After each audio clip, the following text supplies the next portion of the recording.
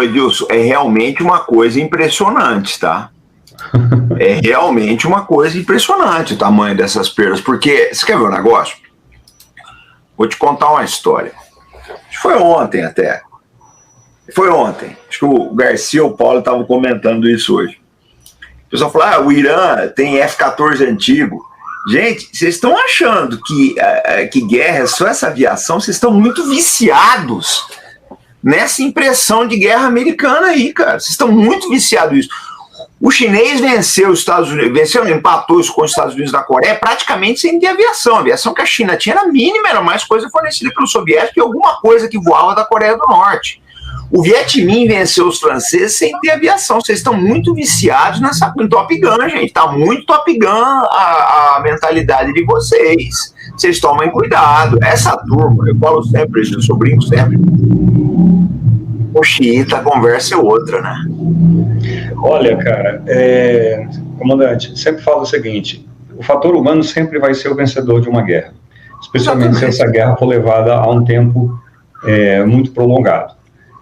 Se nós analisarmos os conflitos recentes que a gente teve a oportunidade de crescer, vou falar desde a Guerra da Bósnia, né, desde a separação da Iugoslávia para cá, pelo menos,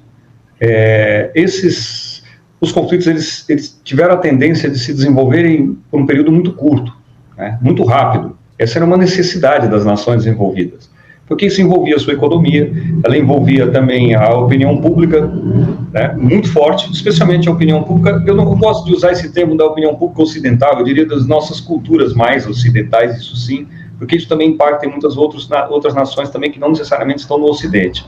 A perda de soldados, ela é muito sentida, por exemplo, em um país como o Brasil, numa cultura como o Brasil. Ela é tida como o início do fracasso de uma operação, caso seu país comece a perder muito efetivo, especialmente jovens, né?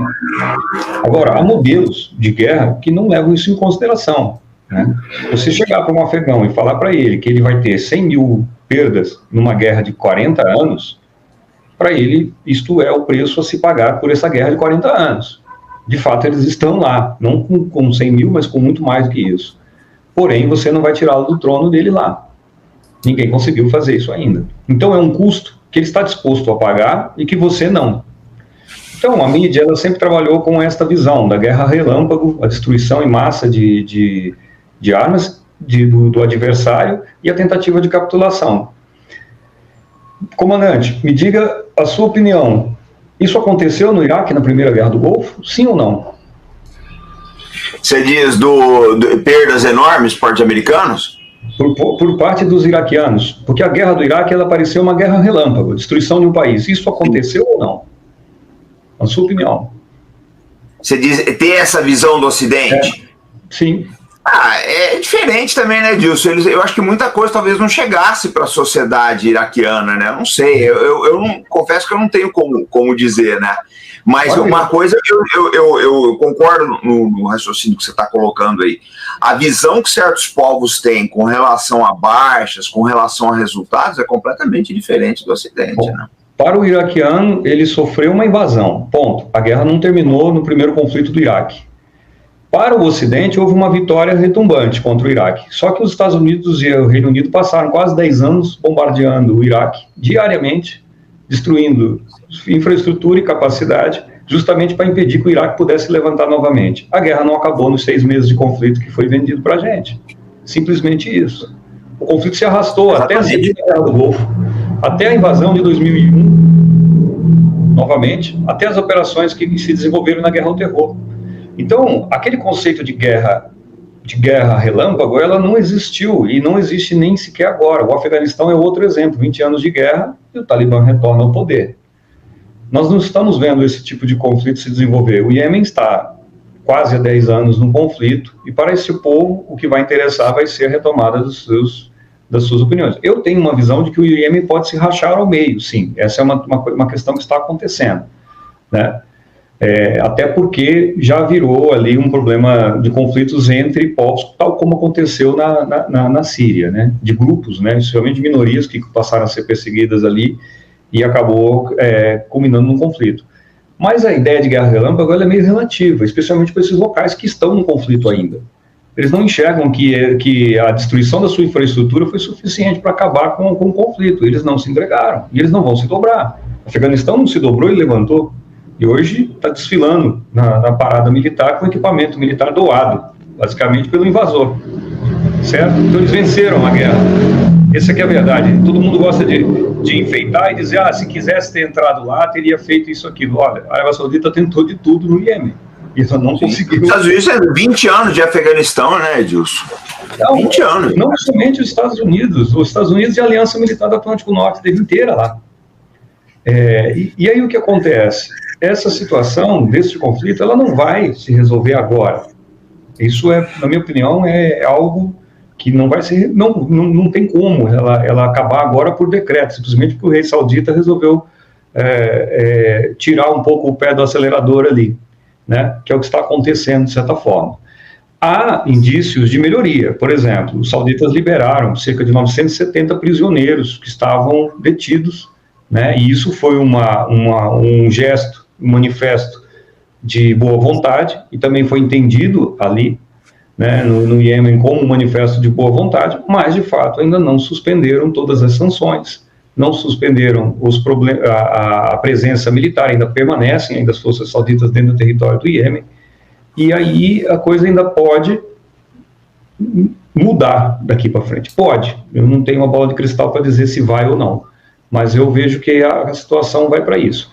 Nós somos sempre educados a acreditar na guerra relâmpago, a arma perfeita, né? Estávamos falando disso numa live ontem com relação a forças blindadas, mas o fato é que o fator principal ainda é o ser humano, ainda é o cara que empunha a arma. Lá no Afeganistão era o cara que corria e morava na colina, na montanha, na caverna. Aqui no Iêmen, o cara que mora no deserto e montanha. Não é uma situação tão muito diferente, mas... É a casa dele, né, Edilson? É a casa dele.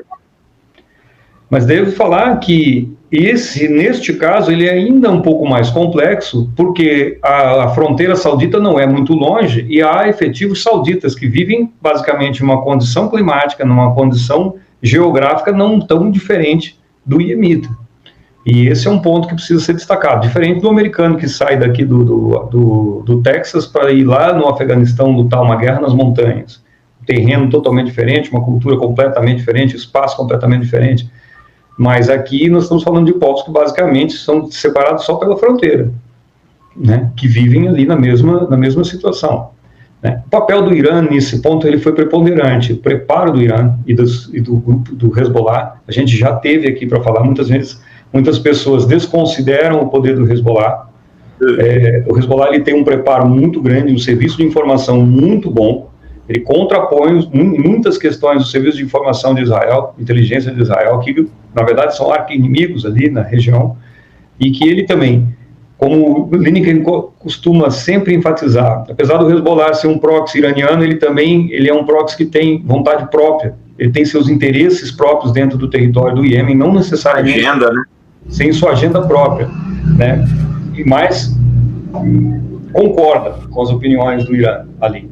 Então, o papel desses dois principais grupos aí, ele fortaleceu muito a posição dos Houthis e conseguiu firmar a bandeira deles ali dentro do Iêmen, apesar da invasão saudita. Que eu digo saudita, mas saudita e sua coalizão, né, de países. A Força Aérea da Jordânia operou impunemente dentro do espaço aéreo, assim como também operava na Síria no mesmo momento, né? E eles tiveram perdas, esse pessoal teve perdas consideráveis ali, para um país que a princípio não ofereceria essa resistência, era o que se imaginava, né?